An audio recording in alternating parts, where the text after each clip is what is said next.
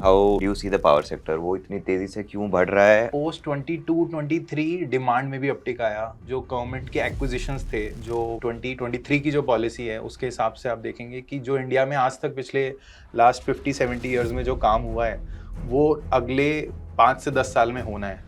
तो the Okay. Kind of growth which Indian government forecasted in that policy was humongous. Government के जो incentives वो कौन से तरफ ऑफ पावर सेक्टर पे थी? रिन्यूएबल साइड पे ज्यादा थी या नॉन रिन्यूएबल पे थी? Renewables became a larger portion and it's touching 15 to 20% now, and the forecast is that it will even go higher.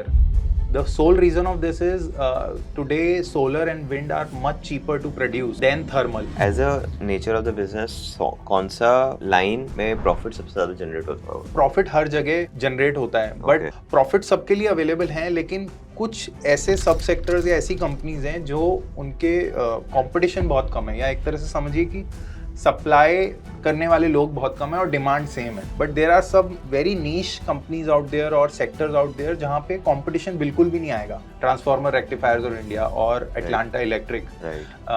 ये हायर केवी ट्रांसफार्मर्स बनाते हैं, और हायर केवी ट्रांसफार्मर बनाने की 5-6 कंपनीज ही हैं, और सबसे ज़्यादा ग्रोथ भी वहीं आनी है। So first thing first, Kushal, how do you see the power sector? वो इतनी तेजी से क्यों बढ़ रहा है and what are the reasons behind this fuel? So I think most of your audience will know, a lot of work has been done from the government's end. Correct. In power sector, अगर आप कुछ listed companies के 2016 के presentations खोलेंगे तो आपको पता लगेगा कि उस time a lot of Chinese and Korean players were present, and due to that Indian companies were not able to fully grab the market. Okay. In 2016, I think few companies said that power sector was degrowing for the past 4 years. Okay. So from 2012 to 2016, the sector was actually degrowing, and then I think with this new government they brought in reforms in the power sector, and anyways we were looking at a decent demand uptick. एक government एक India में एक demand uptick चल रहा था, और government just provided all the needed ingredients to increase the power sector. 2016 में आपने कहा जैसे गवर्नमेंट ने इंग्रेडिएंट्स प्रोवाइड किए, तो कौन से इंग्रेडिएंट्स थे वो?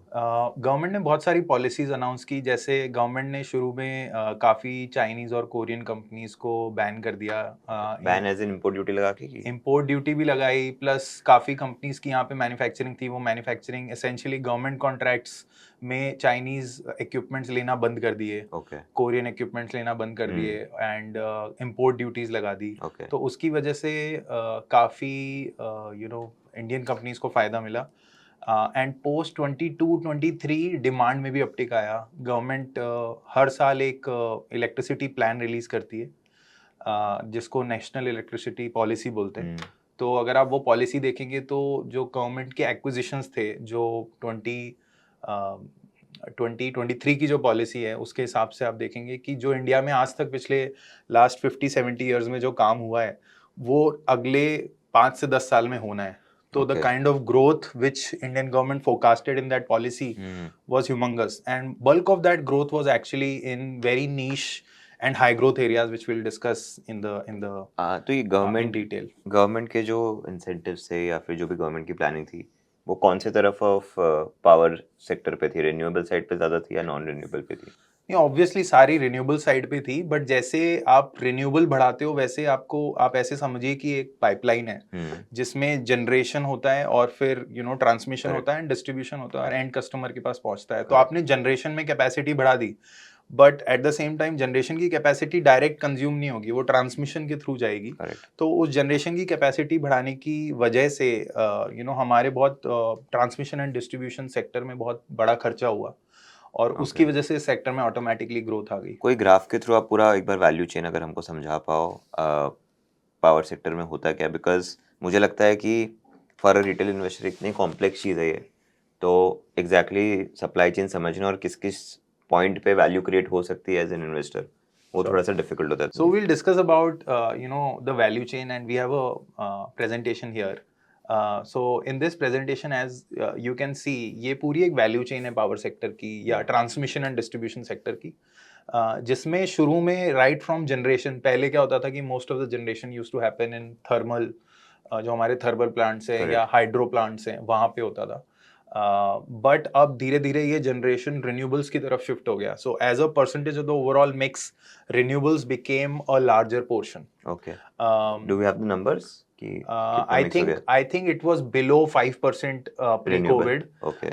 and it's touching 15 to 20% now, and Okay. the forecast is that it will even go higher. The sole reason of this is today solar and wind are much cheaper to produce Okay. than thermal. तो ये And पहले क्यों महंगा था, मतलब जब या Chinese या कोरियन चीजें हमको महंगी पड़ती थी, या फिर what was the reason? So Chinese और कोरियन चीजें ट्रांसमिशन एंड डिस्ट्रीब्यूशन में आ रही थी काम, Okay, but alright. Generation Generation. Side पे Okay. Got it. Generation side पे पहले सोलर मॉड्यूल्स महंगे आते थे, Okay, क्योंकि got it. सोलर मॉड्यूल की टेक्नोलॉजी इतनी इवॉल्व नहीं थी. Got it. और उनके जो इंग्रेडिएंट्स है, जैसे सोलर सेल लगते हैं या फिर सिलिका यूज होता है, उसका प्रोडक्शन, कॉस्ट ऑफ प्रोडक्शन बहुत हाई था. Got it. तो फ्रॉम 2013 जब एक मेगावाट सोलर प्लांट लगता था अराउंड 13 करोड़ का, आज एक megawatt solar plant around 3 crore का बनता है. So that is the kind of drastic improvement or drastic decline in the solar technology, and ultimately it's a technology. Correct. The raw materials where you use in that manufacturing, if you can make them more efficient, then the technology cost gradually goes down. So it Correct. has been going down in the last 10-15 years. It has gone down by more than 80-85%. तो ये बात हो गई generation की. Generation thermal था और renewable था. Now the mix has change towards renewable. Right. What are the next things? उसके बाद आप बेसिकली इस तरह बहुत ही एक लॉजिकल तरीके से सोचेंगे तो पता लगेगा कि जनरेशन होने के बाद आपको you will have to travel this, you will have to make the electricity which is getting generated. Correct. You'll have to travel it to the ultimate consumption center. Correct. And fortunately or unfortunately India में जो power producing states हैं और जो generating states हैं और जो consumption के states हैं वो अलग है. Okay. सो अगर मैं एक ब्रॉडर पिक्चर देखूं तो सबसे बड़ी रिन्यूएबल पावर या thermal power are concentrated in few states. Let's say Rajasthan and Gujarat ठीक है. सोलर के लिए बहुत इंपॉर्टेंट स्टेट्स हैं, क्योंकि वहाँ सनलाइट काफी रेडिली अवेलेबल है. Versus wind is more concentrated in Tamil Nadu and Karnataka. There is some wind in Gujarat also. Correct. So ये तो प्रोडक्शन के स्टेट्स हो गए, बट कंजम्पशन के जो स्टेट्स हैं वो let's say Maharashtra is a big consumption state. Okay. Let's say Calcutta is a big consumption state. Delhi is a big consumption state. So आपको इन कंजम्पशन स्टेट्स तक पावर पहुंचानी पड़ेगी. करेक्ट. इसके वजह से आपको ट्रांसमिशन लाइंस लगानी पड़ेंगी.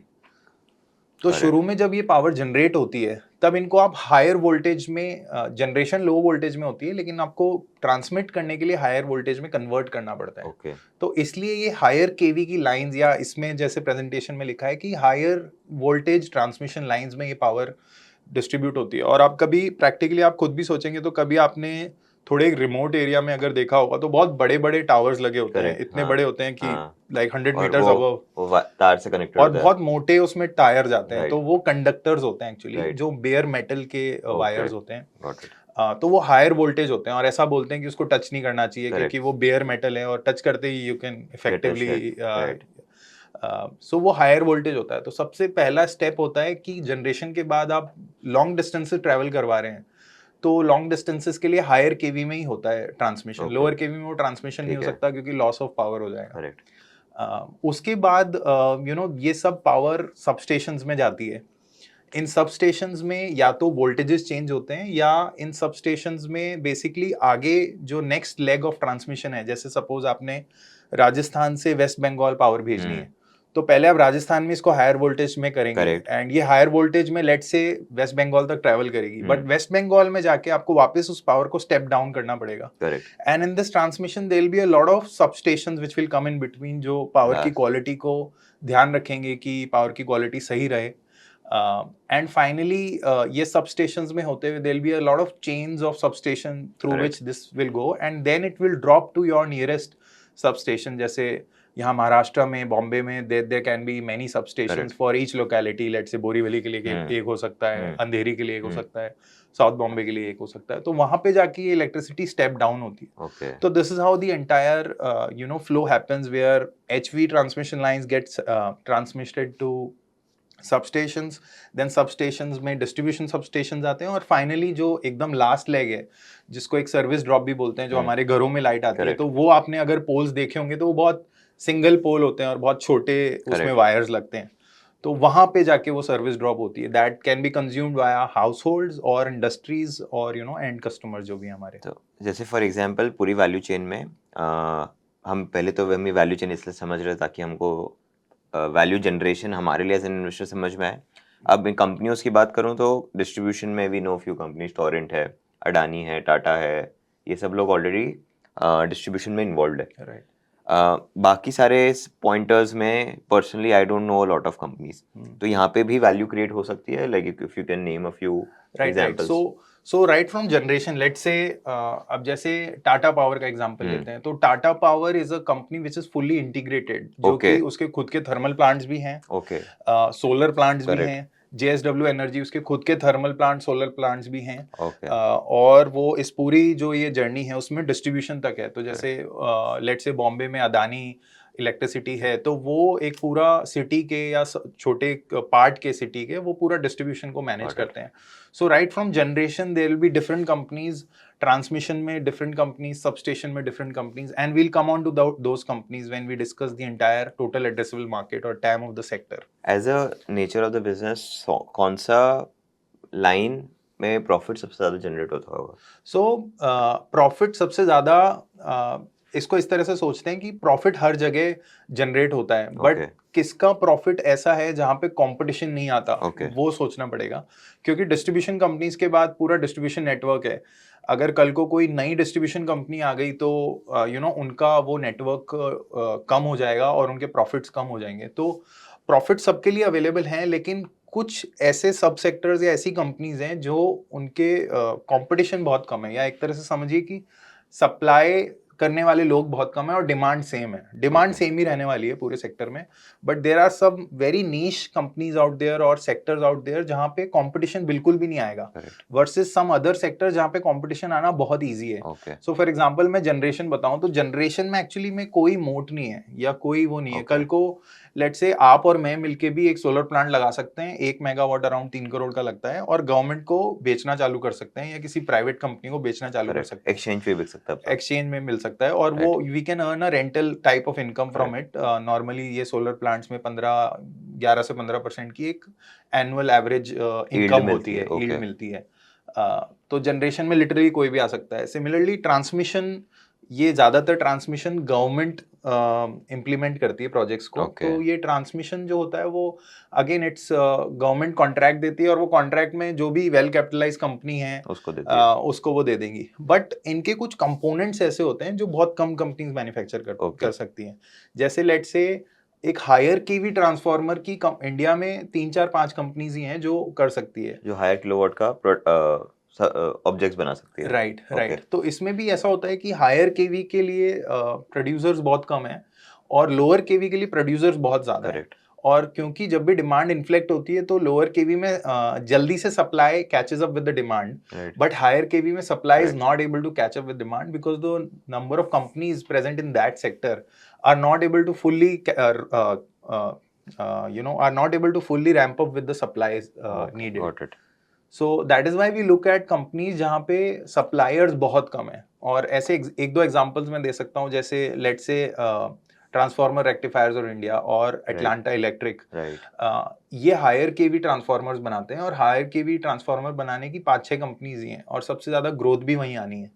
सो इसलिए ये थोड़ा मोटेड सेक्टर है। तो इसलिए आप देखोगे थोड़ा सा भी अगर कोई मोटेड काम कर रहा है कोई कंपनी, तो उसका पब्लिक मार्केट में valuations are always higher. Correct. और ये मोट कैपिटल की वजह से आता है या टेक्नोलॉजी की वजह से आता है? Mainly due to tech, Okay. Mainly due to tech, क्योंकि आज कैपिटल की सच में there is dearth of capital waiting on the sidelines. There is no मतलब capital is not a problem anymore, it is about technology and vintage in those products, क्योंकि ये सब power grid से अप्रूव होते हैं और पावर ग्रिड से approval मिलना इजी नहीं है। Correct. आपने बीच में एक बात बोली कि गवर्नमेंट ने एक प्रोजेक्शन बनाया था कि इतना हमारा कंजम्पशन होगा, इतना हमको प्रोड्यूस करने की जरूरत है। तो उसमें अगर हम डेटा की एक्चुअल में बात करें तो डेटा क्या है, कैसे है? राइट तो मैंने इस डेटा की बात करी थी basically this is coming from the NEP report of 2025 what is NEP?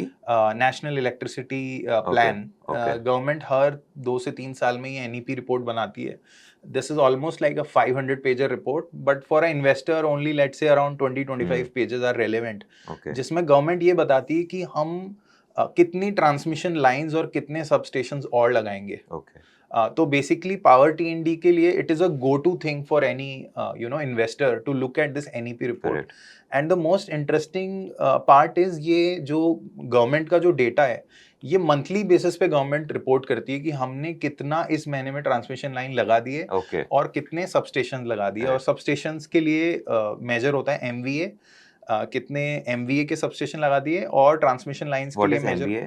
MVA is basically mega voltage जितने Okay. हम ट्रांसफॉर्मर्स को मेजर करते हैं उसके Okay. लिए एंड ट्रांसमिशन लाइंस के लिए किलोमीटर्स सी Okay. Kilometres which is Okay. Transmission kilometres तो ये गवर्नमेंट का एग्जैक्टली प्लान है जिसमें हम मई 25 पे हम कहाँ थे FY27 के एंड में हम कहाँ होने चाहिए और FY32 के एंड में क्या कहाँ होने तो ये चाहिए 6.48 लाख का जो है FY32 का प्रोजेक्शन ट्रांसमिशन लाइन का, ये किलोमीटर्स में? ये किलोमीटर्स में ओके, कि इतने लंबे किलोमीटर्स के हम राइट बिछा इतनी देंगे। इतनी किलोमीटर्स और आज हम अराउंड 5 लाख किलोमीटर्स के आसपास हैं दिस इज मे डेटा ये दिसंबर का डेटा अपडेट हो चुका होगा correct, but in this report this is the may data which is used and इसमें भी अगर आप देखेंगे तो the highest growth which will come in kilometer lines or in substations is in higher kV only. Okay, So आप 765 kV के दोनों अगर देखेंगे which is highlighted on the green on the most right Correct. hand side column 320 जहाँ पे kV and 765 kV, right? yeah so 765 kV and in the transmission lines and also in substation 765 5 kV right. यहाँ पे सबसे ज्यादा CAGR growth होने वाली है okay, got it. सो मार्च 25 से 27 में यहाँ पे 24% की कैगर ग्रोथ होने वाली है और 765 केवी में 36% की ग्रोथ होने Okay, वाली है got it. सो ये गवर्नमेंट का खुद का ही डेटा बोल रहा है कि सबसे ज्यादा इम्प्लीमेंटेशन हमें जो हायर केवी है विच मीन्स की जो ट्रांसमिशन है रादर देन डिस्ट्रीब्यूशन उसमें होने वाला है ट्रांसमिशन मतलब long distance travel of electricity जहाँ से बनी इलेक्ट्रिसिटी और वहां से उस स्टेट में पहुंचाना पहुंचाना। और distribution is with in the state और Correct. With in the city correct, so transmission में ज्यादा ग्रोथ आ रही है Correct. Versus distribution correct, and hence in all the companies you will see companies who are in transmission are valued slightly better than companies who are in distribution. Okay, लेकिन अभी तो जैसे transmission में house hold electricity demand तो इतनी नहीं shoot up होगी, तो क्या ये ट्रांसमिशन टुवर्ड्स इंडस्ट्रीज हाँ, की तरफ जा रही है? I think it's a mix of both. Okay. Although we don't realize, but एक rapid urbanization हो रहा है कंट्री में. उसकी वजह से cities like Bombay, Delhi are rapidly increasing, right? Correct. And even like tier 2 cities are increasing. Something like a Jaipur has increased, a lot, and the Correct. boundaries of Jaipur has expanded a lot, right? So although household demand भी एक क्योंकि urbanization का एक trend है इसलिए increase हो रहा है, but Correct. yes, industrial capex is taking the center stage and even Right. government capex जो भी government भी capex Right. करती है उसमें भी a lot of electricity is needed. तो इन सभी को मिला के ट्रांसमिशन लाइंस को, सबस्टेशंस को या फिर वैल्यू चेन में और भी चीज़ें, सबको मिला के मेरा मार्केट कितना बड़ा हो जाता है? So गवर्नमेंट की रिपोर्ट के हिसाब से अराउंड 9 लाख करोड़ का मार्केट है Okay. 2032 तक. But this Okay. is just the transmission market and Okay. we have done this TAM analysis also in this next slide where ये 9 लाख करोड़ के मार्केट को हमने डिवाइड करा है. ओके, और ये 9 लाख करोड़ का मार्केट सिर्फ ट्रांसमिशन का है. इसके अलावा डिस्ट्रीब्यूशन के लिए गवर्नमेंट की कुछ अलग स्कीम्स है जैसे Okay. RDSS स्कीम है उसमें अराउंड 3 से 4 लाख करोड़ का खर्चा है. तो अगर Okay. आप एंड फिर कुछ इम्प्रॉम्प्टो ऐसे अनाउंसमेंट्स आ जाते हैं जैसे हम under sub sea transmission lines carry on कर रहे हैं सऊदी अरेबिया तक. That is a 1 lakh crore project. Okay, we are entering into 1100 kV transformers also. That is जो आल्सो इससे भी बड़ा है जो वो अभी। इससे भी बड़ा है. वो इस Okay. टाइम में इंक्लूडेड नहीं है. ओके, तो ये पूरा आप जोड़ोगे तो 2032 तक around this is 15 to 17 lakh crore expenditure which the government will do in transmission. Only transmission. In only transmission. तो इसमें जो जनरेशन का बन रहा है वो अलग हो गया, जनरेशन अलग हो गया, डिस्ट्रीब्यूशन अलग हो गया, बिल्कुल बेस अलग हो गया. इसमें बेस भी नहीं है. Okay, Which is nowadays a lot of people think that BESS is the next thing. We'll discuss that. Correct. Why? तो ट्रांसमिशन की जब आप बात कर रहे हो तो जो टावर लग रहा है, केबल बिछ रहे हैं, जो ट्रांसफॉर्मर्स लग रहे हैं, Right. वो सभी कुछ आ गए इसमें। राइट वो सब हो कुछ गया. आ गया इसमें. Alright. वो सब कुछ ओके, तो अभी इसमें से कितना टैप हो चुका है, कितना अपॉर्चुनिटी अभी बचा है? Up till September 2025, which is last year, Right. you know, around 1.5 से 2 लाख करोड़ का ही खर्चा हुआ है, ओह, और अराउंड 1.5 लाख से 2 लाख करोड़ की ऑर्डर बुक है अलग अलग Okay. लोगों की। तो Okay. जैसे अदानी और पावर ग्रिड की आप ऑर्डर बुक देखेंगे, तो इन लोग की ऑर्डर बुक सबकी कंबाइन करके अराउंड 1.5 से 2 लाख करोड़ की ऑर्डर बुक है। और ये जो डेटा है ये मतलब 2025 से 2023 से 2032 का है, सो Right. Almost 10 years.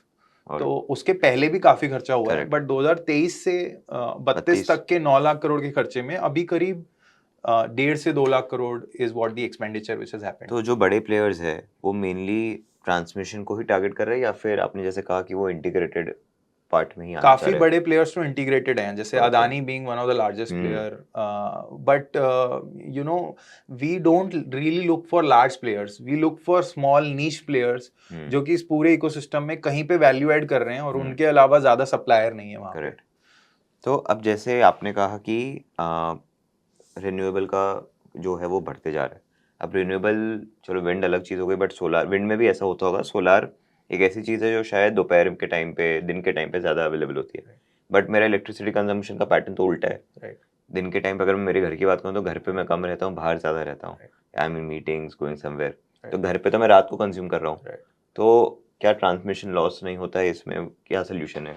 right. So you are coming to the right question. So actually हो क्या रहा है किसी भी कंट्री में जहाँ पे रिन्यूएबल्स पे मिक्स हो रही है इलेक्ट्रिसिटी, रिन्यूएबल्स का और स्पेशली सोलर का जो सप्लाई का टाइम है वो डे टाइम है, जब सूरज की Correct. रोशनी गिरती है तब that is the only time when you can produce electricity from solar.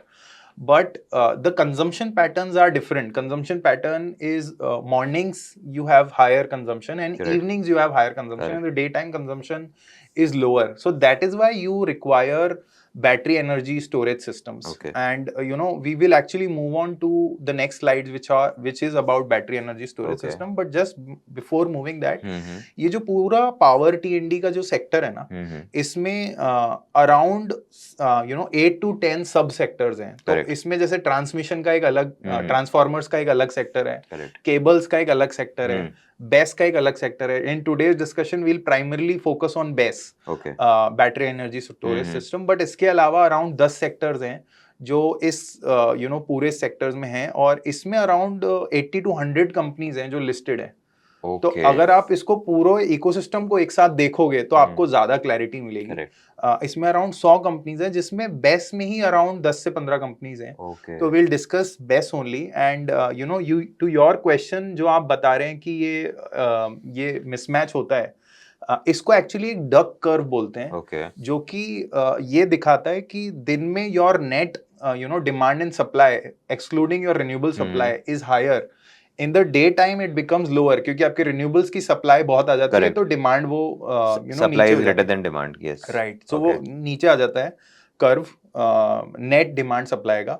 और फिर शाम को जैसे ही सोलर की या रिन्यूएबल्स की पावर कम हो जाती है, वैसे इट शूट्स अप. राइट. सो ये जो डक शेप कर्व होता है ना, ये एक्चुअली सैन फ्रांसिस्को का एक डक शेप कर्व हम इस ग्राफ में एक बात कर रहे हैं, जिसमें 2019 में ये डक शेप कर्व थोड़ा फ्लैट था, वर्सेस 2021-22 में ये और ज्यादा डीप हो गया. सो ये duck shape was actually becoming a canyon shape. Okay. Right. And जब भी ऐसा कुछ होता है तो उसकी वजह से क्या होता है कि जो ग्रिड है उस पर बहुत स्ट्रेस पड़ता है. Correct. So one of the most important thing is आपका जो ग्रिड है या आपका जो पावर सप्लाई करने के मीडियम्स हैं, वो इतनी जल्दी रैंप अप और रैंप डाउन नहीं कर सकते. ओके. तो जो आपका ट्रांसमिशन लाइंस हैं, जो सबस्टेशंस हैं, उन पे बहुत ज्यादा स्ट्रेस आ जाता है, क्योंकि दिन में एक साथ बहुत सप्लाई आ रही है. राइट. और ये वेरिएशन हो रहा है. जैसे दिन में सप्लाई आ रही है, डिमांड को ये फुलफिल कर पा रहे हैं, लेकिन शाम को सप्लाई नहीं आ रही है और इनको तो डिमांड को फुलफिल करना है. तो इनके सारे इक्विपमेंट्स पे बहुत स्ट्रेस आ जाता है. राइट. और इसलिए जो टी&डी सेक्टर है उस पे बहुत पूरा स्ट्रेस आ जाता है. आप ऐसे सोचिए कि ये कुछ इक्विपमेंट्स हैं, इनको एकदम से आप ज्यादा लोड देंगे. जैसे हम घर में कोई इक्विपमेंट यूज करते हैं, उसमें अगर 5 एम्पियर का ही इलेक्ट्रिसिटी रिक्वायर्ड है, उसमें एकदम से दिन में तो 1 एम्पियर ही चाहिए, लेकिन शाम को हमें 12 एम्पियर चाहिए, तो वो इलेक्ट्रिकल इक्विपमेंट एक्सप्लोड हो जाएगा. राइट. सो सिमिलरली ये भी पावर टी&डी का जो सेक्टर है, उसके ऊपर भी वो बहुत ज्यादा स्ट्रेस आ जाता है. और इस स्ट्रेस से दूर होने के लिए पावर टी&डी जो पूरा हमारा इकोसिस्टम है उसको बचाने के लिए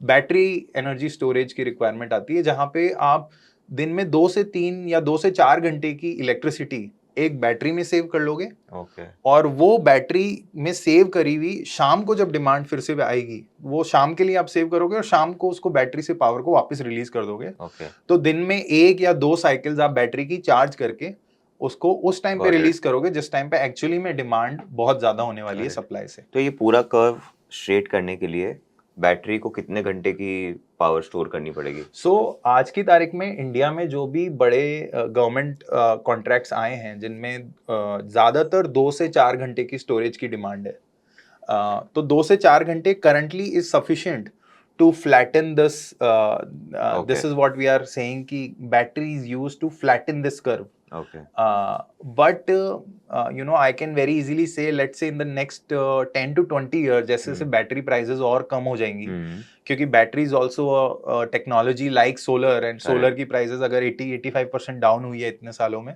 तो बैटरी की भी डाउन होगी। तो we will be able to see higher number of hours of coverage from battery.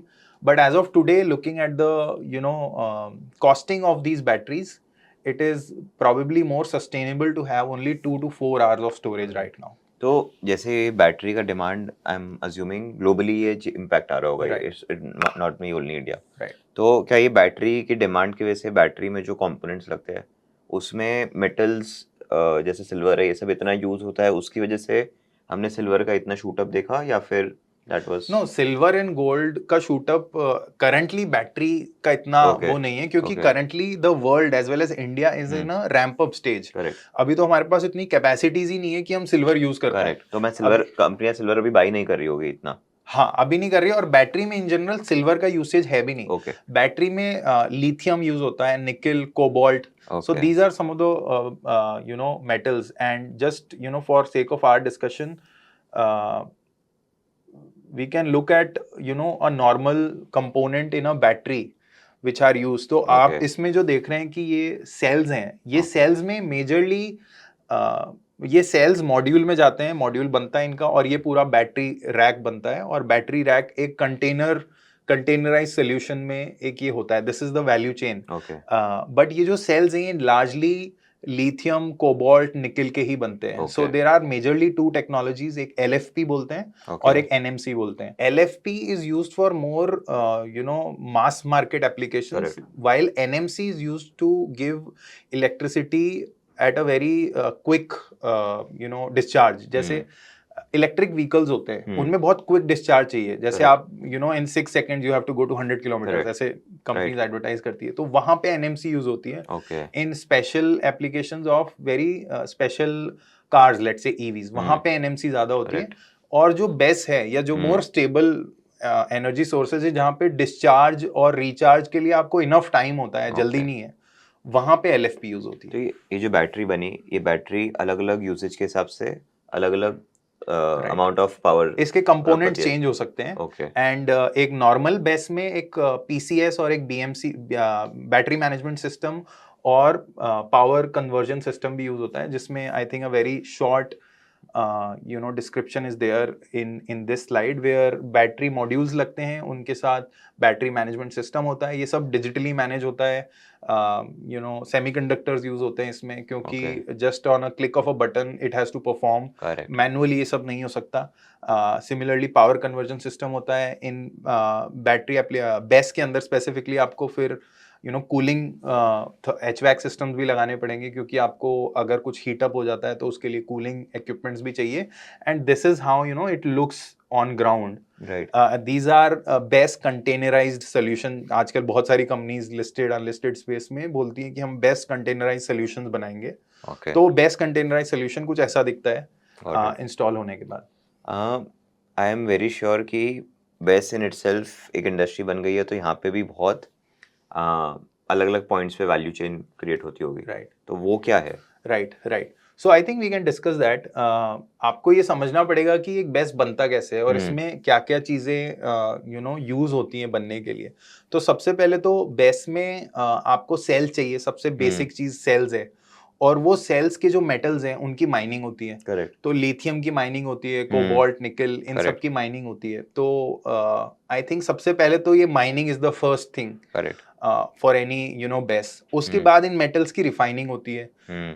जैसे लेट से बहुत सारे मेटल्स है वो एकदम प्योरेस्ट फॉर्म में नहीं मिलते, तो you'll have to refine it. Then there are some advanced battery materials which you need to manufacture, and वो materials इन metals के साथ जुड़ के एक सेल बनाते हैं। ओके। जैसे कैथोड और एनोड कुछ ऐसे मटेरियल्स होते हैं जिनकी वजह से आप इनको मिक्स करते हैं इन मेटल्स के साथ और एक सेल मैन्युफैक्चरिंग होती है। Okay.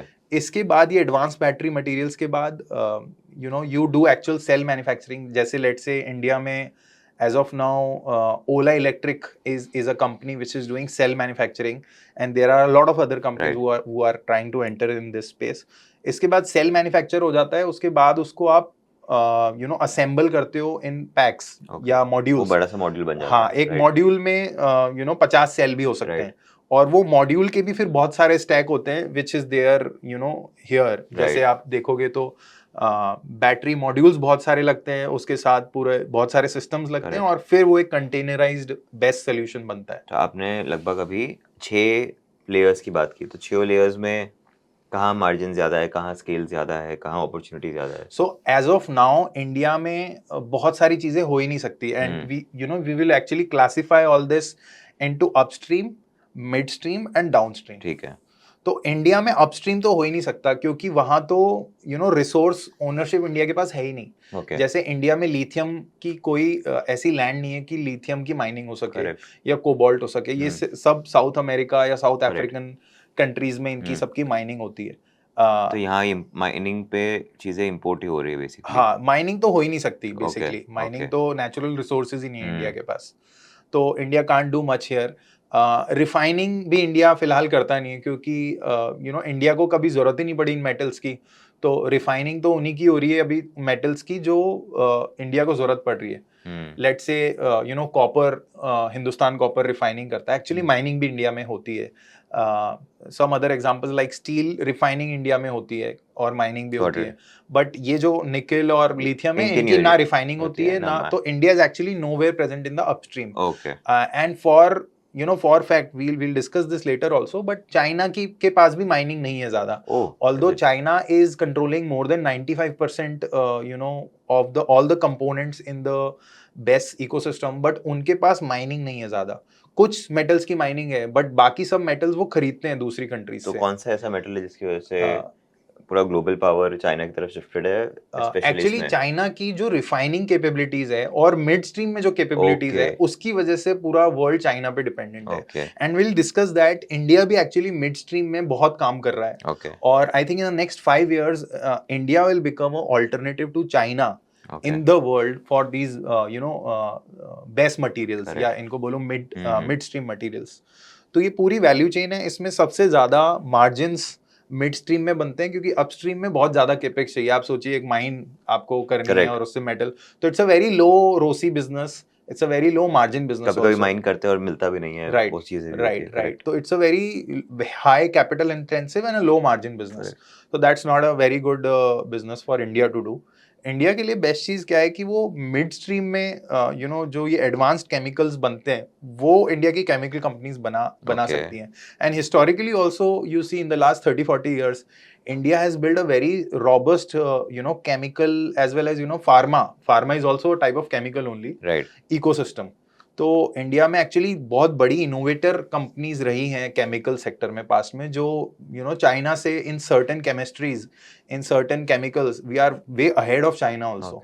So that is the value where margins are also the highest, and chemistry और आईपी बहुत ये कैथोड एनोड वाला पार्ट हो गया। कैथोड एनोड वाला पार्ट हो गया, या to some extent cell manufacturing भी हो गया। बट सेल मैन्युफैक्चरिंग में अगेन मैं बोलूंगा कि जैसे ओला ने सेल मैन्युफैक्चरिंग डाल ली, लेकिन उसके सारे के सारे कैथोड एनोड और अपस्ट्रीम के प्रोडक्ट्स वो भी इंपोर्ट ही कर रहा है। और उसमें कहीं ना कहीं अपनी जो ये बात आ जाती है कि इंडिपेंडेंस इंडिया की हो, तो सेल मैन्युफैक्चरिंग से भी इंडिपेंडेंस नहीं आएगी, आपको चाइना पे डिपेंड रहेगा।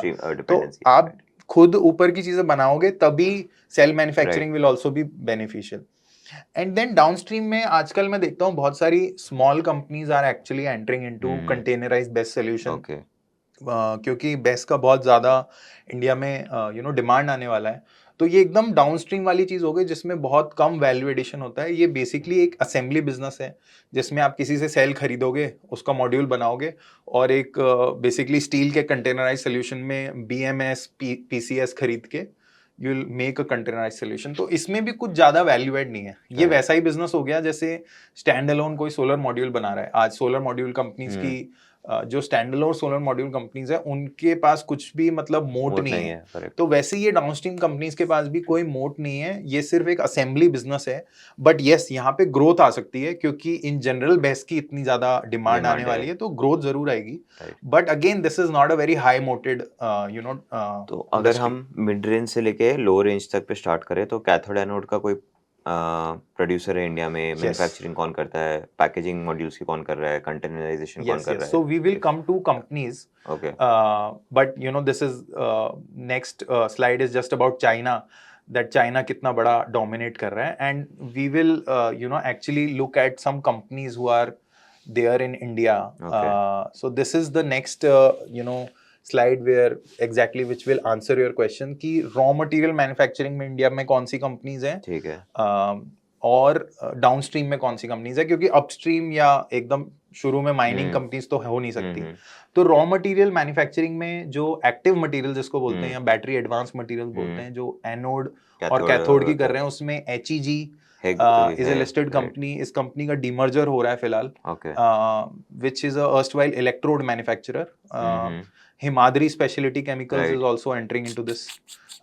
There's an unlisted company called Epsilon. That company is into anode manufacturing.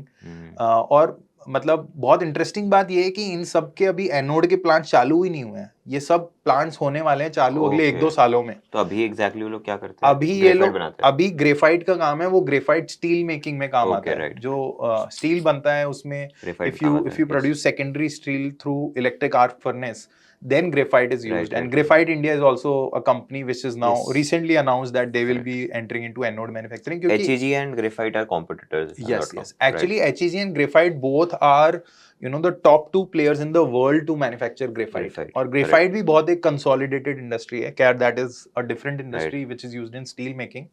But graphite is also a very important material which is used in anode manufacturing. Right. तो graphite वालों के लिए एक forward integration है anode banana. Correct. And similarly anode के अलावा जो cathode है जिसको LFP भी बोलते हैं, वो LFP भी बहुत सारे लोग बना रहे हैं। जैसे गुजरात फ्लोरोकेमिकल्स है, it's a fairly large company, Epsilon you know, है, and there are some unlisted companies like Epsilon and Alcox. right. They are making and when you look at the entire battery, एक तरफ cathode होता है, एक तरफ anode होता है, बीच में सेपरेटर होते हैं। उस बैटरी में कुछ ऐसे मटेरियल्स होते हैं जिसको इलेक्ट्रोलाइट बोलते हैं, जो उस पूरे केमिकल रिएक्शन को फैसिलिटेट करते हैं। Okay. तो बहुत सारे इलेक्ट्रोलाइट्स और सॉल्ट्स यूज होते हैं इस बैटरी मैन्युफैक्चरिंग में। उसकी मैन्युफैक्चरिंग भी नियोजन केमिकल्स एक लिस्टेड कंपनी है जो कर रही है, and Acutaas chemicals, and there are lot of unlisted companies. तो ये तो हो गई मिड स्ट्रीम की बात। we'll come on to exact companies also. और सेल मैन्युफैक्चरिंग में भी बहुत सारी कंपनीज है, जैसे रिसेंटली वारी raised funds Correct. for its वारी ESS business in the subsidiary के लिए unlisted रेस किया, space. राइट। Yes. एंड उस कंपनी में वो लोग सेल मैन्युफैक्चरिंग की बात कर रहे हैं। ओके, जो ये सेल बनेंगे और बेस में यूज होंगे। Similarly Ola electric which was mainly into making batteries for 2-wheelers, they have actually shifted now to making batteries for BESS. So they recently announced couple of months back कि they will enter into BESS, and they have launched a new product for specifically to cater into BESS. But apart from that, there are many companies like Adani and Reliance also are entering. There are 2 other battery manufacturers, Amra Raja and Exide Industries. right. वो दोनों भी बहुत बड़ा capex कर रहे हैं in cell manufacturing. But again इन सब प्लेयर्स को जो मटेरियल्स है वो या तो चाइना देगा, या इंडिया की कुछ कंपनीज हैं जो एनोड और कैथोड बना रही है वो देंगी। बट मोस्ट ऑफ दिस जो हम बात कर रहे हैं, as of day, like 90% is not live. Right, only Ola Electric's facility is live, okay. बाकी किसी भी प्लेयर की वो भी चाहे इसलिए कैथोड, क्योंकि उनका खुद का कंजम्पशन के लिए उन्होंने पहले ही कर दी राइट, थी। उन्होंने पहले ही कर दिया था। राइट, बाकी जितने भी प्लेयर्स की हमने बात की है, इनकी सब अभी मैन्युफैक्चरिंग या तो फैसिलिटी बन रही है या अगले 1-2 साल में बनेगी, बनेगी, तो ये सारी सप्लाई 2027 और उसके बाद आएगी। ओके।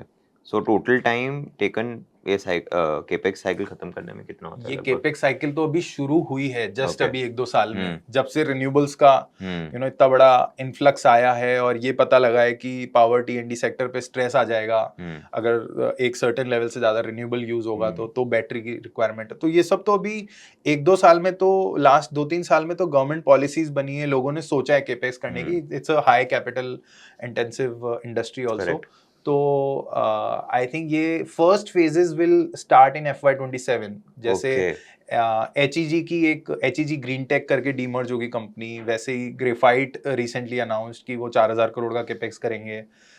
वैसे ही हिमाद्री हैज अनाउंस, तो सबके FY27 Q1 से Q3 Q4 तक FY28 तक ये फैसिलिटीज चालू होंगी। करेक्ट, और जब ये फैसिलिटीज चालू होंगी, जब तब India will become an alternative to China for the west also. तो Correct. आज यूएस में भी बेस्ट जो लग मिड रहा रेंज है, वाला सेक्टर। या ईवी कार्स बन रही है। यूरोप में ईवी कार्स का पेनिट्रेशन बहुत ज्यादा है, वो सारा मटेरियल फिलहाल चाइना से सोर्स करते हैं। करेक्ट, बट यूरोप स्पेशली अभी इंडिया के साथ FTA भी साइन हुआ है, तो Europe can be a big market for Indian, material manufacturers or even cell manufacturers also. So export market भी ये लोग कैटर कर पाएंगे। तो 27 में अगर मेरी फर्स्ट फैसिलिटी या फिर फर्स्ट फेज ऑफ फैसिलिटीज बनती है, तो वी कैन एक्सपेक्ट कि 100% ramp up with in 1.5 1 year हो जाएगा given the काफी demand. जल्दी हो जाएगा। सी ये केमिस्ट्रीज हैं और केमिकल्स में there is a long approval cycle. इन सब Right. लोगों ने एक एक पायलट फैसिलिटी ऑलरेडी बना दी है HEG में और हिमाद्री में, और उस पायलट फैसिलिटी को अभी अप्रूवल मिल रहे हैं। For some customers approval cycle can be let's say 6 months to a year, for some customers it can be 3 years also. Correct.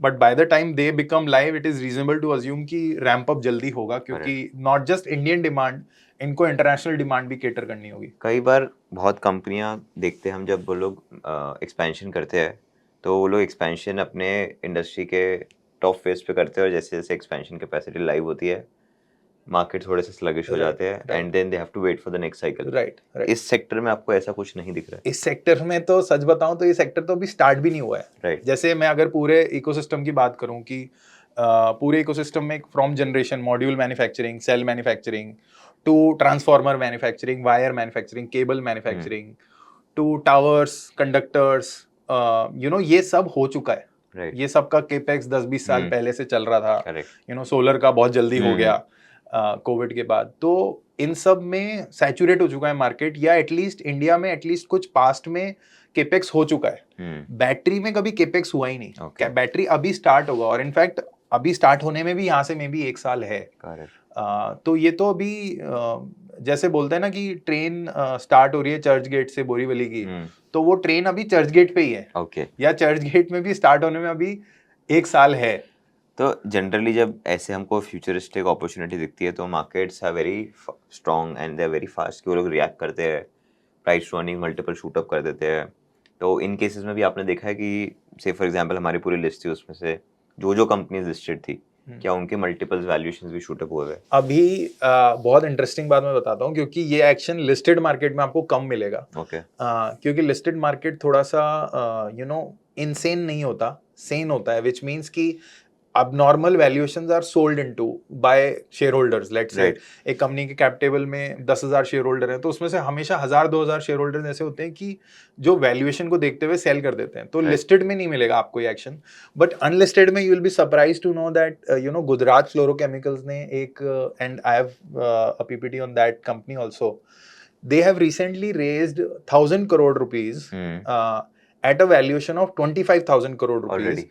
and that is pre-revenue. Okay, इस एंटिसिपेटेड कंपनी का revenue. अभी कोई revenue नहीं है। Okay, और इन्होंने 1,000 करोड़ 25,000 करोड़ के valuation पे, मतलब जो 1,000 करोड़ में इन्वेस्टर्स आए हैं वो भी छोटे इन्वेस्टर्स नहीं है। जैसे इंटरनेशनल फाइनेंस कॉर्पोरेशन, जो वर्ल्ड बैंक का एक ऑर्गेनाइजेशन है, उसने इन्वेस्ट करा है, ओके, IFC ने, एंड वो भी 25,000 करोड़ की वैल्यूएशन पे इन्वेस्ट करके ये सोच रहे हैं कि वो मल्टी बैगर बनेगा।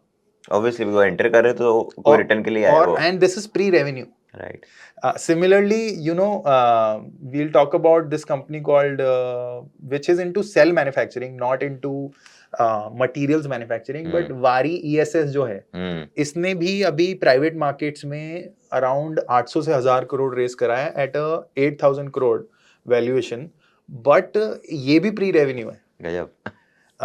Third example is this company called HEG. Right. HEG का बहुत इंटरेस्टिंग केस है. HEG ट्रेडिशनली ग्रेफाइट मैन्युफैक्चरर है जो स्टील मेकिंग में काम आता है, बट इन्होंने एक सेपरेट एंटिटी ये डीमर्ज कर रहे हैं HEG ग्रीन टेक करके.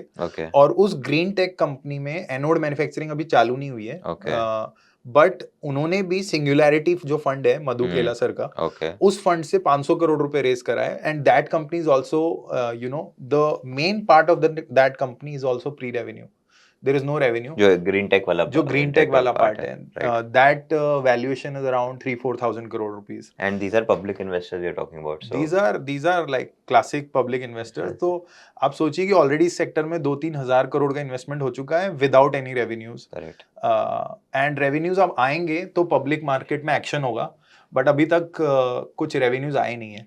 तो जैसे बाकी वैल्यू चेन में हमने देखा गवर्नमेंट एज अ इन्वेस्टर भी बहुत एक्टिव रहता है, या फिर इंफ्रास्ट्रक्चर डेवलप करने में, बट इस वाले सेक्टर में अभी तक गवर्नमेंट नहीं आया है. बेस्ट इस सेक्टर में गवर्नमेंट एज अ इन्वेस्टर तो नहीं आया है, बट गवर्नमेंट ने एक PLI स्कीम लॉन्च करी है, which is PLI scheme for advanced cell manufacturing, that is called PLI ACC. PLI क्या होता है एक बार ऑडियंस के लिए? प्रोडक्शन लिंक्ड इंसेंटिव्स होते हैं, which means कि गवर्नमेंट उस सेक्टर की कुछ सेलेक्टेड कंपनीज को based on their investment in that sector, they give them production linked incentive, which means कि आप let's say 1000 करोड़ का प्रोडक्ट्स मैन्युफैक्चर करोगे और सेल करोगे, तो you will give let's say on that sales amount you will give a certain percentage as an incentive. Correct. So that you can become competitive versus let's say China, and you can further invest in technologies to reduce your overall cost of production. Correct. That same thing has happened in let's say a sector like EMS,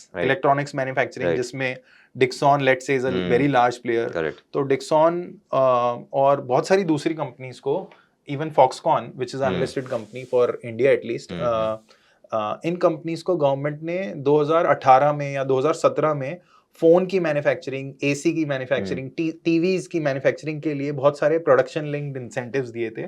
और उस time पे बहुत सारी ऐसी industry थी कि China से compete नहीं कर पाती थी, but due to these PLIs, specific targeted PLIs, price कम हो गई या इनके मार्जिन इतने हो गए कि they were able to reinvest in their facilities and they could compete with China on a lot of consumer electronics or a lot of electronic products. Similarly, a lot of other, जैसे शुरू में आपको पता होगा fame scheme थी 2 wheelers के लिए, 2 wheeler EVs के लिए, तो ओला, एथर, इनको फेम स्कीम में काफी कुछ इंसेंटिव्स मिले. ऑन पर 2 wheeler they used to get like 5-10,000 rupees. अब फॉर एग्जांपल जैसे हम जब पावर जनरेशन की बात करते हैं तो हम लोग पूरा मेजरमेंट करते हैं किलोवाट में, मेगावाट में. बेस्ट का मैं कंपनी अगर रीड कर रहा हूँ तो मैं क्या देखूँ, कितना उन्होंने बैटरी बनाया, व्हाट इज अ यूनिट, कि मैं कितना उनका प्रोडक्शन कैसे बनाऊं. इनका गीगावाट आवर्स में होता है. ओके. गीगावाट आवर्स मींस कि आप कितने आवर्स का सप्लाई दे सकते हो using a battery. Okay. And normally जो अभी फिलहाल जो PLI गवर्नमेंट ने दी है वो it is capped at 20 gigawatt hours. तो 20 गीगावाट आवर्स तक की कंपनीज की मैन्युफैक्चरिंग है तो उनको PLI दे रहे हैं. और we can discuss those companies who are reaching there. तो जैसे अगर if we look at cell manufacturing companies also, तो Ola is the first company which is actually currently productional, but after Ola we have Vari ESS. Right. After Vari is come up with a 20 gigawatt hours. ये लोग eventually plan कर रहे हैं कि let's say in the next 3 to 4 to 5 years they will have 20 gigawatt hours, क्योंकि PLI भी वहीं तक है. Okay. Similarly Amra Raja एक lead acid battery बनाती है, but they are shifting to lithium ion cell manufacturing business. So they are setting up a very large facility. They will start with 2 gigawatt hours, but धीरे धीरे उसको scale up करेंगे. Similarly Exide industries है जो आप ये slide देख रहे हैं, इनका ऑलरेडी अभी जो प्लांट है वो अंडर कमिशनिंग है, and they will soon start actually producing the cells. तो ऐसी बहुत कंपनीज हैं जो they are into this sector. और आई एम वेरी श्योर कि ऐसा भी हो रहा होगा कि एक कंपनी है जो कोई और सेक्टर में ऑपरेट करती है, बट जस्ट बिकॉज इतना अच्छा अट्रैक्शन दिख रहा है यहाँ पे, राइट तो वहां से भी लोग राइट वेस्ट में घुस रहे हैं। वो सबसे ज्यादा एक्शन हो रहा है जो डाउनस्ट्रीम कंपनीज हैं ओके, जिनके जो लिए, लोअर लेयर वाला हाँ था। जो ओके। लोअर लेवल वाला है, और हम्म। जिसमें लोग थोड़े एक से एक्साइटेड हो जाते हैं हम्म। क्योंकि उनको लगता है यार कंपनी की मार्केट कैप तो इतनी छोटी है और ये बेस में एंटर हो रही है, and base is like the buzzword. Buzzword. तो लोग ये नहीं समझ पाते कि कमोडिटी क्या है बेस में और स्पेशल क्या है। तो कुछ ऐसी कंपनीज हैं जो कमोडिटी सेक्टर में या कमोडिटी एरिया में एंटर हो रही है, जो कि ऑल्दो इट इज कमोडिटी, इसमें ग्रोथ तो आएगी। So let's say but margin का वो मोट नहीं है, मार्जिन का मोट नहीं है, Correct. ये एकदम कमोडिटी है, ग्रोथ आएगी, 5-10% EBITDA मार्जिन बनेगा, दैट्स ऑल। करेक्ट। वर्सेस जो मिड स्ट्रीम में है, जो केमिकल मैन्युफैक्चरिंग है, हम्म। वहां पे it can be like 20-30% EBITDA margin, Correct. More than 20-25% ROC। तो जैसे आपकी प्रेजेंटेशन में कंपनी एचबीएल, उसके लिए मैंने उसका शेयर प्राइस भी बढ़ते हुए देखा है, राइट एंड करेक्शन भी एकदम रिसेंट था। राइट तो इज इट बिकॉज बट आप कह रहे हो कि इसमें मार्जिन्स नहीं दिखेंगे उतने जितने अभी दिखते हैं। Right right okay. So HBL actually एक रेलवे इक्विपमेंट मैन्युफैक्चरर है। ओके। और स्पेसिफिकली ये कवच स्कीम में इनको बहुत ऑर्डर्स मिले थे पहले, जिसकी वजह से कवच में इनको, they are the leading company, ना नंबर 1 कंपनी इन कवच। तो ओके, व्हाट इज काफी कवच? कवच एक्चुअली इंडियन रेलवेज जो हैं वो एक्सीडेंट्स ना हो उसके लिए इंडियन गवर्नमेंट ने ये सिस्टम डेवलप करा है, जो कि ड्राइवर, रेलवे ट्रेन का ड्राइवर हो नहीं हो, फॉग हो नहीं हो, वो ऑटोमेटिक ट्रेन्स में ब्रेक लग जाता है और दे कैन नॉट एक्सीडेंट्स नहीं हो सकते रेलवे के। तो वो उसका एक बहुत लंबा सा एक फुल फॉर्म है, बट कवच इज बेसिकली इलेक्ट्रिकल इक्विपमेंट जो कि लोकोमोटिव्स में और रेलवे ट्रैक्स पे लगता है। ओके। और उसकी वजह से कुछ भी अनसर्टेनिटी होती है तो रेल जो ट्रेन होती है उसमें अपने आप ब्रेक्स लग जाते हैं। ओके। और पूरे चेन में कोई 1 से 2 इंटरेस्टिंग कंपनी जो लिस्टेड भी हो जो आप डिस्कस करना चाहो? yes so I think the most interesting companies are actually in the midstream space, Correct. जहाँ पे मैं बोल रहा हूँ कि ये एडवांस मटेरियल केमिकल मैन्युफैक्चरिंग की कंपनीज हैं। हम्म। ये कंपनी जो सेटअप कर रही है अपनी कैपेसिटीज, ये कैपेसिटीज चाइना के बाहर सबसे ज्यादा बड़ी कैपेसिटी होंगी। They are the largest outside of China, and currently China holds more than 95-98% of the value chain. So Correct. for the world, for someone sitting in the US or in the EU, these facilities are a boon because they don't want to do business with China. Correct. क्योंकि वो भी अपने supplier concentration को de-risk करना चाहते हैं। China plus one classic strategy. So I think one of the most interesting companies in the space is HEG. Okay. जैसे मैंने पहले बताया था कि ये एक ट्रेडिशनल ग्रेफाइट मैन्युफैक्चरर है। ग्रेफाइट से ग्रेफाइन बनता है और ग्रेफाइन एनोड मैन्युफैक्चरिंग में काम आता है। Okay. तो इनके लिए एक फॉरवर्ड इंटीग्रेशन है। तो they have recently done a demerger of this base वाला बिजनेस जिसमें एनोड मैन्युफैक्चरिंग होगा, एंड ट्रेडिशनल कंपनी जो रहेगी वो HEG लिमिटेड ही रहेगी। Okay. और जो डीमर्ज्ड एंटिटी है जो HEG ग्रीन टेक नाम होगा उसका, जहां पे एनोड मैन्युफैक्चरिंग का काम होगा, and they are setting up 20,000 tons of manufacturing, anode manufacturing, and they will scale it up to 60,000 tons. Okay. And for example 20,000 tons पे इनका अराउंड 900 करोड़ का टॉप लाइन एक्सपेक्टेशन है, with a margin of EBITDA margins of 20%. 25 to 30%. Okay. They have publicly said 30%, but let's be conservative. तो like are these margins sustainable? ये आज से 7 साल 10 साल बाद भी इतने ही मैं margins 10 साल का तो नहीं बोल सकता, पर मैं एटलीस्ट 3-4 साल का बोल सकता हूँ जहाँ पे मार्जिन्स सस्टेनेबल होंगे। क्योंकि अगर आप इंडिया में देखोगे तो इंडिया में अगले 5-7 सालों में 500 गीगावाट्स ऑफ बेस लगने वाला है, और 1 मेगावाट ऑफ बेस करीब 1 से 1.5 करोड़ का लगता है, 1.25 करोड़ का पकड़ेंगे तो 500 गीगावाट का मतलब अराउंड 7.5 लाख करोड़ का खर्चा होने वाला है अगले लेट से 5 से 7 साल में। और अभी तक आपने क्या कहा, सोलर के थ्रू एनर्जी कितना जनरेट होने लगा है? सोलार के through I think we are near, we recently cross 6 months back we crossed 100 gigawatt. Okay. And we will be near 500 gigawatt पूरा renewables, not just solar. Solar plus wind plus hydro, जो renewable माना जाता है, तो we'll be at 500 gigawatts of production. तो हम लोग जितना प्रोडक्शन करेंगे उतना स्टोरेज कैपेसिटी भी हमारे पास आ जाएगा। होना, हाँ, करना पड़ेगा क्योंकि Okay. सोलर तो पूरा आपको दिन में ही देगा ना, और सोलर को आपको 4 घंटे Right. बाद यूज करना है क्योंकि तो- दैट डक शेप कर्व आपको Right. फ्लैटन करना है। 500 गीगावाट में मेरा सोलर का कंपोनेंट सबसे ज्यादा होगा। राइट, 500 में से 300 से ज्यादा सोलर होगा। Okay, alright. And rest all is wind and all right right right, wind में भी आपको स्टोरेज चाहिए होगा। क्योंकि विंड में स्टोरेज का रीजन क्या है? सो आजकल जो नए कॉन्ट्रैक्ट्स आ रहे हैं वो आरटीसी आ रहे हैं, which means Okay. Round the clock. Okay and round the clock basically means I will store wind energy also okay and I'll provide it round the clock. Okay So although wind का production is more in the evenings, इसलिए wind is very good complementary to solar. Solar, correct. But आजकल जो भी contracts आ रहे हैं वो round the clock मांग रहे हैं, एंड राउंड द क्लॉक के लिए आपको विंड में भी और सोलर में भी बेस्ट लगेगा। विंड में भी जैसे आपने सोलर में कहा, सोलर के मॉड्यूल कॉस्ट एक समय पे बहुत महंगे थे। राइट, टेक्नोलॉजी इंप्रूव हुई तो वो आज बहुत सस्ते हो गए, इसलिए आज हम 300 गीगावाट तक का सोलर प्रोडक्शन सोच सकते हैं। विंड में भी मैंने देखा था कि आज से 10 साल पहले जो भी कंपनियां विंड में काम कर रही थी एनर्जी प्रोडक्शन में, they were making huge losses. Right. तो वहाँ पे भी क्या ऐसे टेक्निकल इनोवेशंस आए, टेक्नोलॉजिकल इनोवेशंस आए? सो विंड का सेक्टर भी है ना बहुत इंटरेस्टिंग है एक्चुअली। हम्म। अगर आप थोड़ा पहले जाओगे 2010-12 में, तो यू नो विंड के जो टरबाइन्स लगते थे वो 2 मेगावाट के लगते थे या Okay. 1 मेगावाट के लगते Okay. थे। आजकल नए टरबाइन्स इंडिया में 5 मेगावाट के लग रहे हैं। ओके एंड इनफैक्ट चाइना में तो एक एक टरबाइन 10 से 15 मेगावाट का भी लगने लग गया है। Oh my God. सो जो टरबाइन जो you know using erector, it gets installed, let's say 100 fits or 100 meters above ground.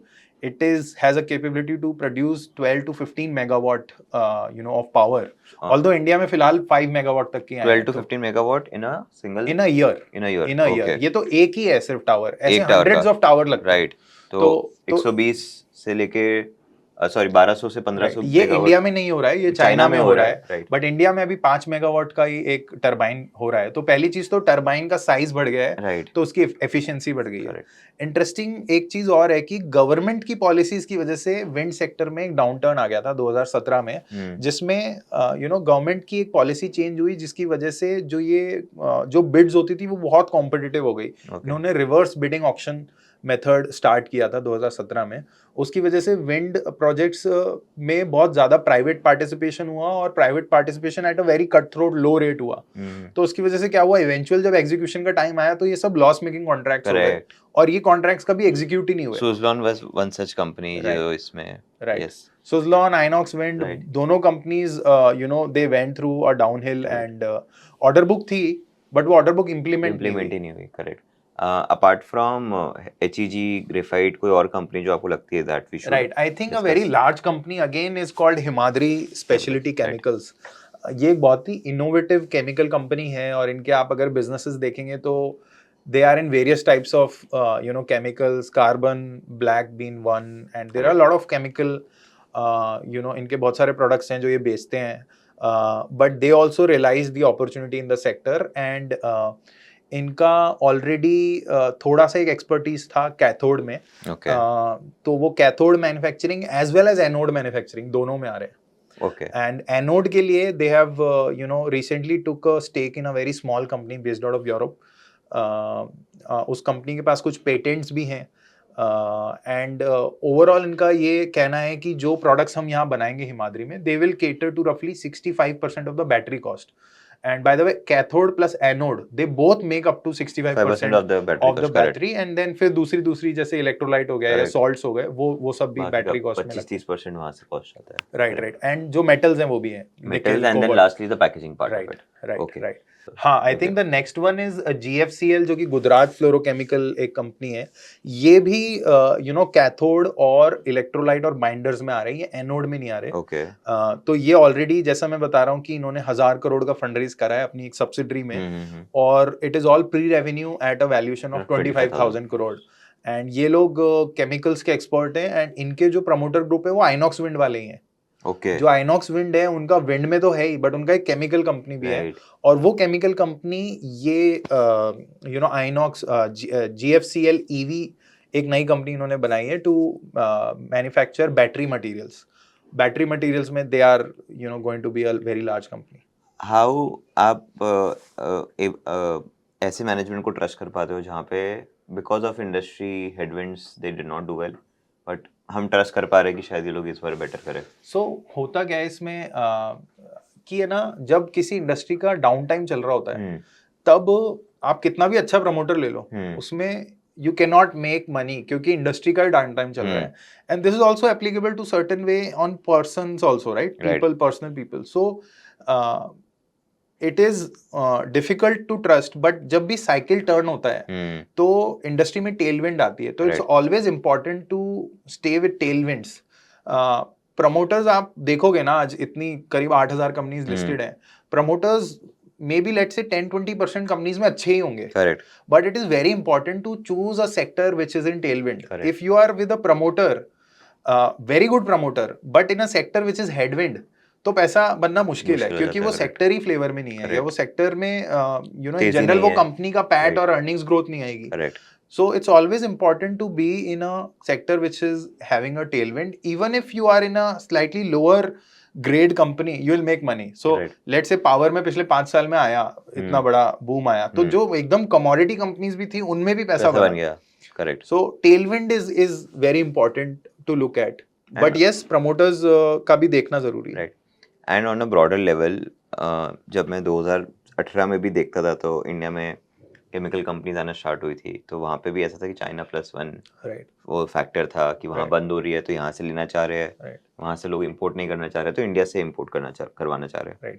तो वाई इज द केस कि हर सेक्टर की जब हम बात करते हैं हमसे पहले चाइना होता है? सो चाइना अगर आप वैसे देखेंगे तो एक डेवलप्ड इकोनॉमी के एवोल्यूशन में या एक जनरल इकोनॉमी के एक एवोल्यूशन में 1990s में ऑलमोस्ट इंडिया के बराबर था. लेकिन पिछले 30 सालों में they have not just beaten India, they have beaten the world in terms of technology and innovation. And China का टेम्पलेट यही रहा हमेशा से कि जैसे ऑटो मैन्युफैक्चरिंग में आप ले लो, आज वर्ल्ड में सबसे ज्यादा ईवी कार्स चाइना की क्यों बिकती है? क्योंकि आज से 10 साल पहले उन्होंने ईवीज में इन्वेस्ट करना चालू कर दिया, before even the west, before America, before EU, और इंडिया तो दूर दूर तक ही मतलब नहीं है. तो चाइना इज अ, मतलब मैं आपको वैसे बताऊं कि इन टर्म्स ऑफ टेक्नोलॉजी और मैन्युफैक्चरिंग गवर्नमेंट ने बहुत इंसेंटिव्स दिए हैं. और इवन आज भी इंडियन कंपनीज बोलती हैं कि आप गवर्नमेंट की सब्सिडीज वहां से हटा दोगे अगर, तो we are on par in terms of cost of production. But अभी भी कुछ सेक्टर्स और कुछ इंडस्ट्रीज में चाइना की गवर्नमेंट का इतना सपोर्ट है वहां की इंडस्ट्रीज को कि मतलब लैंड फ्री में मिल गई, इलेक्ट्रिसिटी फ्री में मिल गई. पहले तो पोल्यूशन भी बहुत बड़ा एक चाइना में होता था, अब गवर्नमेंट ने पोल्यूशन के टुवर्ड्स काम करा है. तो it's all government funded and very focused you know government funded development which has happened. And that is why their per capita GDP is also you know increased almost like 2-3x of India, may be more than that. Yes. And since आप लोगों का पैसा manage करते हो, this is one sector जो आपने बहुत ही in depth analyse किया हुआ है. कभी कोई बायस आ जाता है आपका उसके इसमें? नहीं, आई थिंक बायस तो होते हैं, बट यू नो एट इनवेद level we currently track more than 30-35 sectors. Okay. And उन 35 सेक्टर्स में अराउंड 800 से 1000 कंपनीज हम हर टाइम ट्रैक करते हैं as a team. Correct. And we have रफली a 15 to 20 member team. So उन 800 से 1000 कंपनीज में हमें ये देखना होता है कि यार in the next 2-3 years where you know growth will come. Correct. So in that quest of making money for ourselves and clients, we keep looking at newer sectors. So that is why we were very early in renewables also. You know, we were fortunate to invest in Wari at very early stage. And that is why, you know, we are very early on these sectors like battery also. And there are a lot of other sectors जहाँ पे ये tailwinds अब और कौन से ऐसे sectors है जो आप देख रहे हो अभी?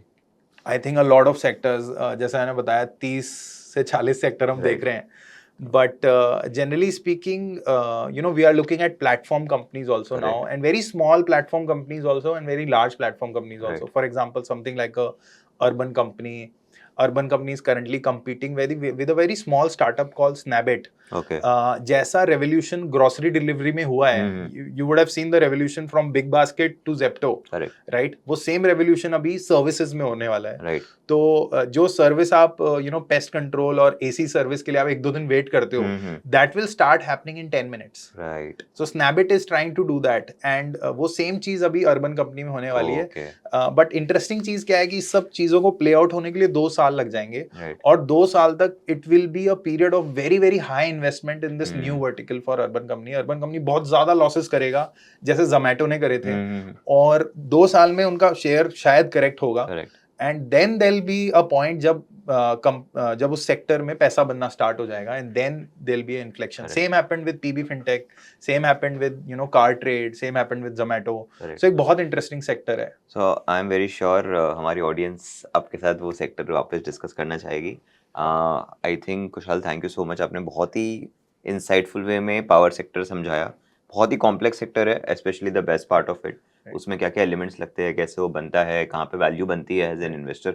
Because as an investor I think the whole point of creating value is to understand businesses. Right. जब तक बिजनेस समझ नहीं आएगा, अगर आप वैल्यू क्रिएट कर भी लोगे तो वो शायद थोड़ा फ्लूक ही होगा, Right. वो जेन्युइन वे में नहीं क्रिएट होगी. Right. To create it in this way is the best thing to do. Right. I can also tell my audience कि आपको जो भी सेक्टर ऐसा है जो आपको समझना है, so we can have sir over again and try to understand that sector given वो sir अभी study कर रहे हो, and we can have a in-depth discussion again on that particular sector.